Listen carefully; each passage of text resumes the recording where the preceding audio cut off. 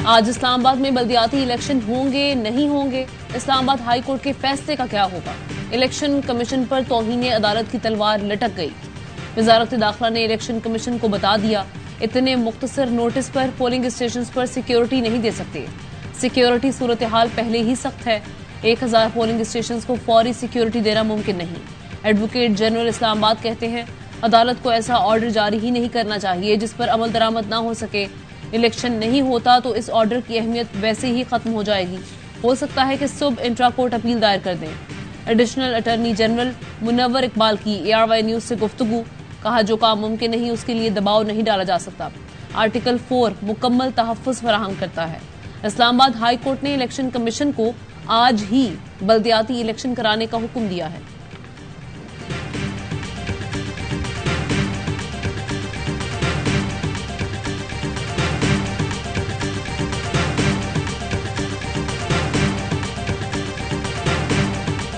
आज कैसे कराएं बल्दियाती इंतखाबात, चीफ इलेक्शन कमिश्नर और हुकाम ने सर जोड़ लिए मगर कोई नतीजा न निकला। सिकंदर सुल्तान राजा की ज़ेर सदारत इलेक्शन कमीशन में 2 घंटे तक बैठक।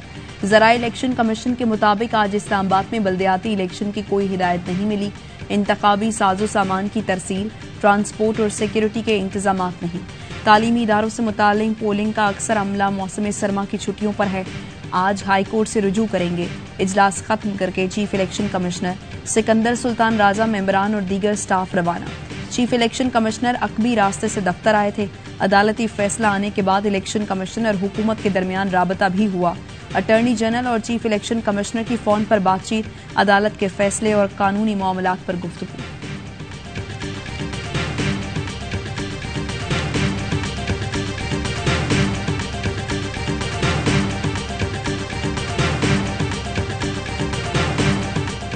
इलेक्शन कमीशन करप्ट टोले से मिला हुआ है, हमेशा चोरों की हिमायत करके जमहूरियत के खिलाफ फैसला करता है।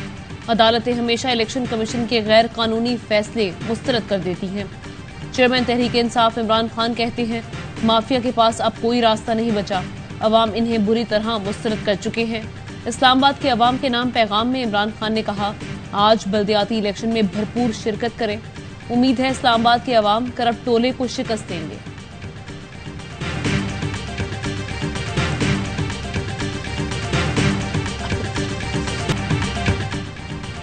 इस्लामाबाद में आज इलेक्शन न कराए तो तौहीन अदालत होगी। बल्दियाती इंतखाबात हर हाल में कराना होंगे। PTI रहनुमा फवाद चौधरी की ARY से गुफ्तगू, कहा आइन में अदालती फैसले के खिलाफ जाने की गुंजाइश नहीं। वजीर दाखिला कहता है, पाकिस्तान इतना खतरनाक मुल्क है कि बल्दियाती इंतखाबात नहीं करा सकते। ये बयान देने से पहले वजीर दाखिला को इस्तीफा दे देना चाहिए। शाह महमूद कुरैशी कहते हैं, अदालती फैसले से हुकूमत की फरार की कोशिश को शिकस्त हुई। इस्लामाबाद के बल्दियाती इलेक्शन के इंतजामात तो पहले हो चुके थे। इलेक्शन मुलतवी करने का अब कोई जवाब नहीं रहा।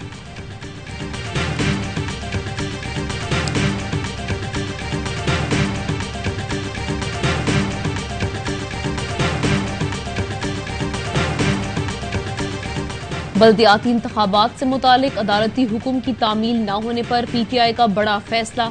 इलेक्शन कमीशन विफाकी हुकूमत के खिलाफ तौहीन अदालत दरख्वास्त दायर करेगी। तहरीक इंसाफ की जानिब से दरख्वास्त सुबह इस्लामाबाद हाई कोर्ट में दायर की जाएगी। इस्लामाबाद क़यादत के अहम मुशावरती इजलास में फैसला। PTI रहनुमा अली नवाज आवान की कानूनी टीम से मुशावरत, कहा चीफ इलेक्शन कमिश्नर अदालती अहकामात की तामील न करके तौहीन अदालत के मुर्तकिब होंगे।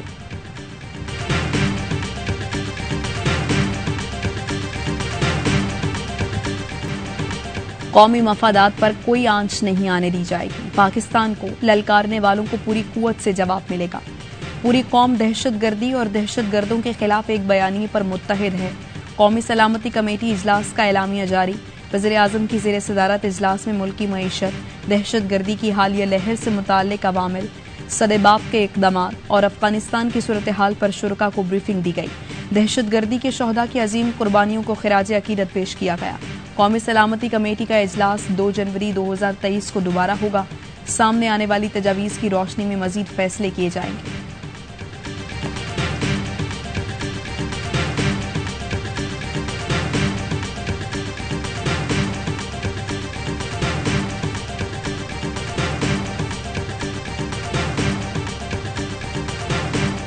इस्लामाबाद के सिक्योरिटी इंतजामात बहुत बेहतर हैं। गैर मुल्की शहरी आजादाना नकलो हरकत कर सकते हैं। पाकिस्तानी हुकाम की गैर मुल्की सफारतकारों को ब्रीफिंग। सेक्टर I-10 धमाके में तहकीकात की पेशरफ से भी आगाह किया गया। गैर मुल्की सफारतकारों की जानिब से ब्रीफिंग को तसल्ली बख्श करार दिया गया। पार्लियामेंट हाउस की सिक्योरिटी मजीद सख्त कर दी गई। बैरूनी दरवाजे पर FC तैनात। कमेटियों के इजलास मुलतवी कर दिए गए।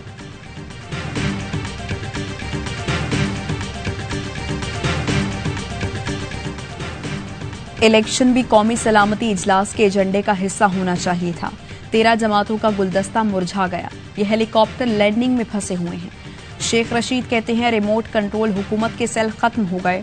सारा मुल्क थ्रेट अलर्ट में आ चुका।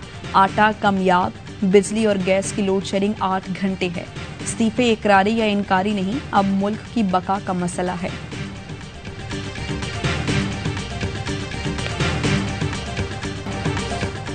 बढ़ती हुई महंगाई, बिजली और गैस का बुहरान। PTI की मुल्क गिर एहतजाजी तहरीक का आगाज। जेहलम में इलेक्शन कराओ मुल्क बचाओ रैली। हमाद असर कहते हैं PDM टोला अवामी हिमायत से नहीं बल्कि चोर दरवाजे से इक़्तिदार में आया। मुल्क किसी नए तजुर्बे का मुतहम्मिल नहीं हो सकता। फरूख हबीब बोले मुल्क के डिफॉल्ट का रिस्क 90% हो गया। जराए का कहना है कि तहरीक इंसाफ का रेफरेंडम की तर्ज पर डोर टू डोर मुहिम चलाने पर गौर। तजवीज दी गई कि शहरियों से 2 सवाल पूछे जाएं। पहला, आप टेक्नोक्रेट हुकूमत चाहते हैं या इंतखाबात? और क्या इमरान खान को नाअहल किया जाना चाहिए? इमरान खान की जानिब से मंजूरी के बाद तजावीज पर अमल किया जाएगा।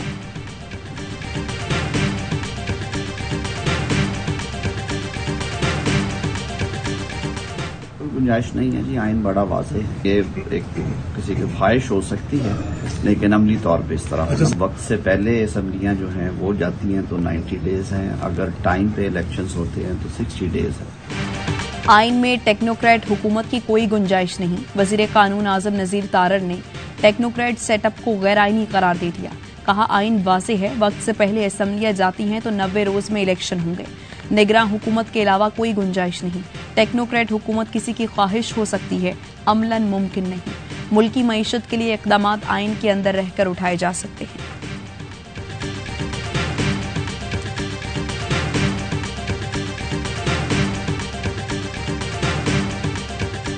स्पीकर और डिप्टी स्पीकर पंजाब असम्बली के खिलाफ तहरीक अदम एतमाद। लीगी क़यादत ने रहनुमाओं को टास्क सौंप दिए। वोटिंग की सूरत में अरकान पूरे करने की हिकमत अमली पर गौर। नून लीग ने तहरीक अदम एतमाद पर ऐवान में 186 अरकान पूरे करने हैं। अपोजिशन इत्तेहाद के पास इस वक्त पंजाब असम्बली में 180 अरकान हैं।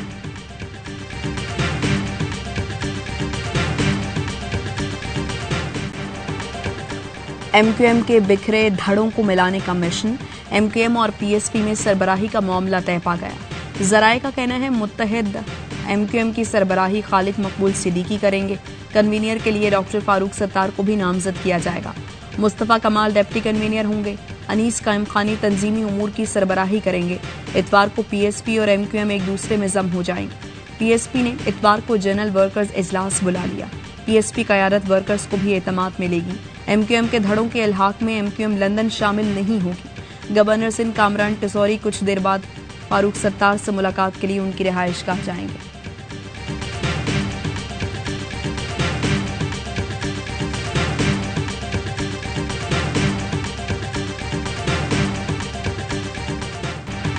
अप्रैल में हुकूमत तब्दील हुई। अगर चेयरमैन बदलना था तो उसी वक्त बदल देते। रमीज राजा की निजी TV को इंटरव्यू में गुफ्तगू। कहा वजीर आजम ने 1 हफ्ता पहले ही काम की तारीफ की थी, फिर अचानक हटा दिया गया। पाकिस्तान जूनियर लीग में 99 करोड़ कोई बड़ा नुकसान नहीं। बाबर आजम को मुकम्मल इख्तियारात दिए हुए थे। जिस गाड़ी का इल्जाम लगाया जा रहा है वो बोर्ड की मिल्कियत है।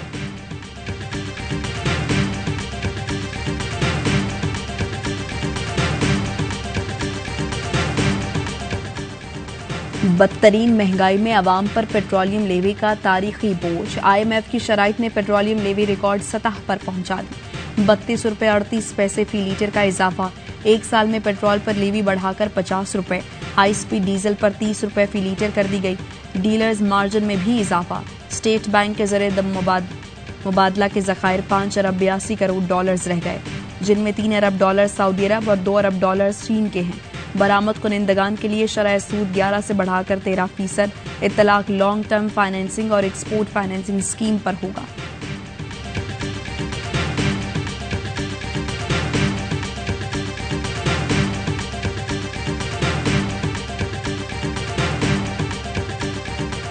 मुल्क भर में आटे की शदीद किल्लत, अवाम रुल गए। लाहौर में 15 किलो आटे का थैला 1900 रुपए का हो गया। तंदूर मालिकान का नान की कीमत 35 और रोटी 25 रुपए करने का मुतालबा।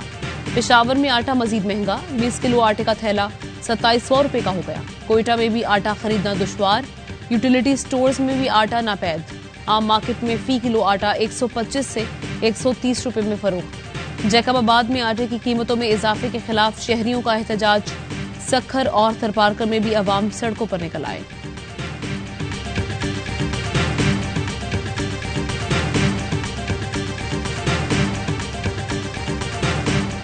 आती है 6 बजे, वो थोड़ी देर चाय भी नहीं बकती और चली जाती है। ये गवर्नमेंट हमें नहीं चाहिए, समझ गए, हम इससे बहुत परेशान हैं। अभी मैंने रोटी बनाई है तो बड़ी मुश्किल से बनाई है। एवरी टाइम यानी कि हमें बाजार से भराना पड़ता है गैस। इतना बहरान आया हुआ है गैस का, बाहर के खाने महंगे होते हैं। हमारी हुकूमत जो है वो ऐशियां मार रही है। मुल्क भर में गैस का शदीद बहरान, अवाम बुरी तरह परेशान। कहते हैं महंगाई उरूज पर है, गैस होती नहीं, खाना कैसे पकाएं। लकड़ियां भी महंगे दामों मिल रही हैं। बाहर से खाना खरीदना भी हमारे बस में नहीं। सिर्फ एक नान 25 रुपए में मिल रहा है।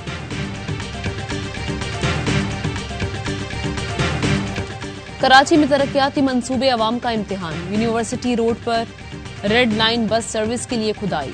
200 फीट चौड़ी सड़क 5 फीट की गली बन गई। इंतजामिया ने कोई मुनासिब मुतबादिल इंतजाम न किया। गुलशन इकबाल और गुलिस्तान जौहर में मिनटों का सफर घंटों का हो गया। सूबाई वजीर शर्जील मेमन ने खतरे की घंटी बजाकर हाथ खड़े कर दिए। कहा मंसूबा 2 साल में मुकम्मल होगा। यूनिवर्सिटी रोड से गुजरने वालों को 2 साल अजियत बर्दाश्त करना पड़ेगी।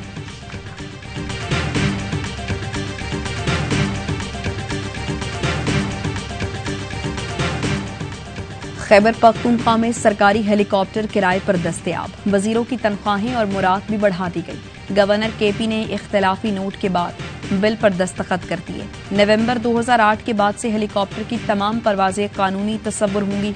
माजी की परवाजों पर अब कोई एतराज नहीं कर सकेगा। वजीर, मुआवनीन, अफसर भी हेलीकॉप्टर के इस्तेमाल के मजाज करार। गवर्नर हाजी गुलाम अली कहते हैं पीटीआई हुकूमत ने हेलीकॉप्टर के इस्तेमाल की तफसीलात छुपाई। बिल पर इख्तलाफी नोट के साथ दस्तखत किए हैं।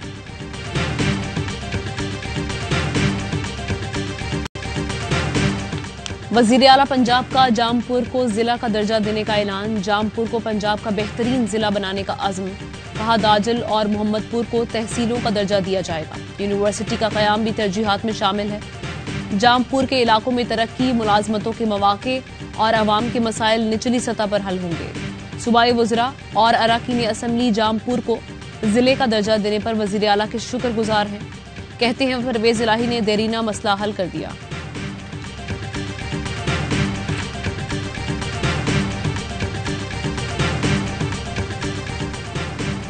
बलोचिस्तान हुकूमत ने लापता अफराद से मुताल्लिक पार्लिमानी कमीशन कायम कर दिया। वजीर दाखिला बलोचिस्तान मीर जिया लांगू पार्लिमानी कमीशन के चेयरमैन होंगे। नोटिफिकेशन के मुताबिक कमीशन हर एक लापता फर्द के मामले की तहकीकात करेगा। लापता फर्द का मुल्क के खिलाफ सरगर्मियों का जायजा भी लेगा।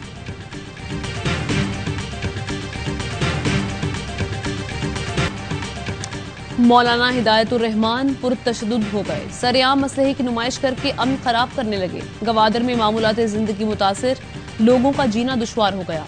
हिदायतुर रहमान ने गवादर के लोगों की सिक्योरिटी पर मामूर पुलिस वालों को निशाना बनाने का हुक्म दिया। खुद तो रूपोश लेकिन मासूम शहरियों को गुमराह कर रहे हैं। जाती मफादात के लिए लोगों की जिंदगियां अजीरन कर रहे हैं। बलोचिस्तान हुकूमत का कहना है कि मौलाना हिदायतुर रहमान से मजीद रियायत नहीं बरती जाएगी।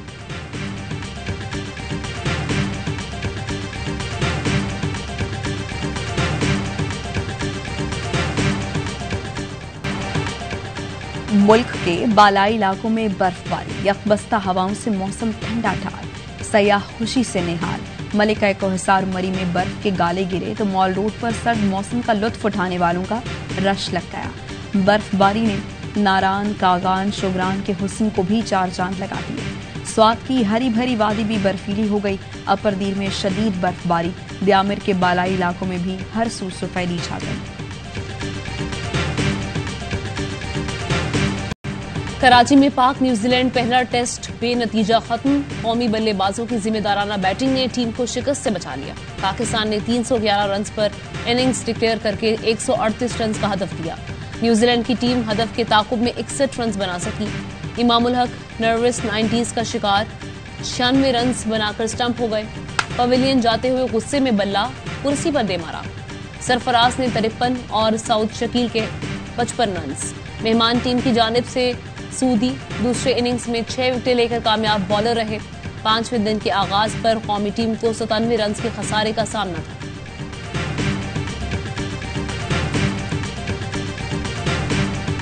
Babar Azam cricketer of the year award के मजबूत उम्मीदवार। आईसीसी ने सरगेरी सोबर्स अवार्ड की नामजदगियों का ऐलान कर दिया। बाबर आजम का मुकाबला इंग्लैंड के बेन स्टोक्स, जिम्बाब्वे के सिकंदर रजा और न्यूजीलैंड के टिम साउथी के साथ। कौमी कप्तान ने रवां साल तीनों फॉर्मेट्स में 2500 से ज्यादा रन स्कोर किए, 8 सेंचुरियां और 17 निस्फ सेंचुरियां बनाई। गुज़श्ता साल शाहीन शाह अफरीदी ने क्रिकेटर ऑफ द ईयर का अवार्ड जीता था।